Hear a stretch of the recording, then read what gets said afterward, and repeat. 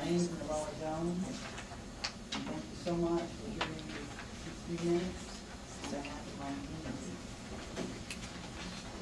This would be awesome, this microphone actually, so let me see if I can. Okay. For nearly 150 years, African American families have lived in what is now known as the Rogers-Eubanks community. In the late 1800s, Rogers Road was a wagon track with black-owned family farmland and sawmills that stretched from Homestead Road to Eubanks Road to Rogers Road and to Millhouse Road.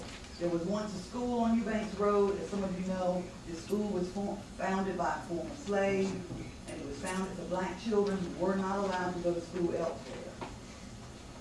As decades passed, this land was passed down to children, it was passed down to grandchildren, and it was passed down to great-grandchildren, and in some cases to great-great-grandchildren who are still living in this community.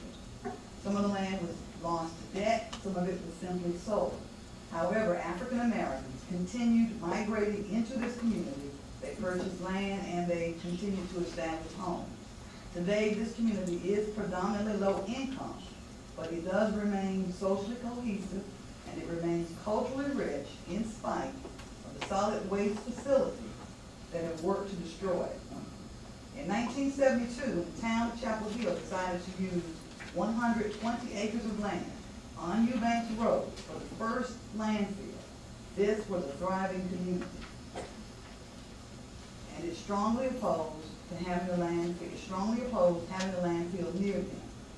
However, Mayor Howard Lee convinced the community to accept this landfill for 10 years, promising that afterwards no other landfills would be open near them, and a park and other basic amenities would be provided when the landfill closed. As many of us know, that was 35 years ago.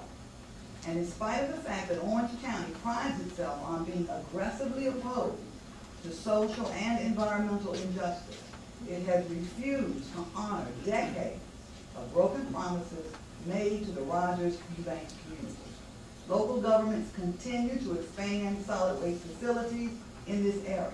Since 1972, 2 municipal solid waste landfills have been opened.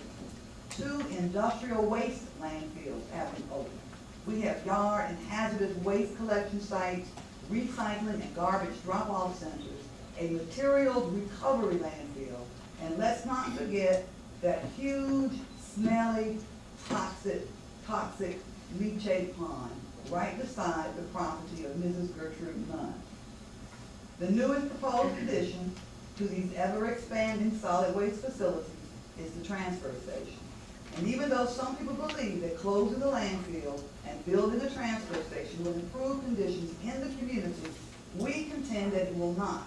Along with the transfer station, the garbage collection trucks, the 18-wheelers, we will still have the vermin, the stench, we will have more air pollutants, more noise, increased traffic that pose increased danger to our children and our other citizens.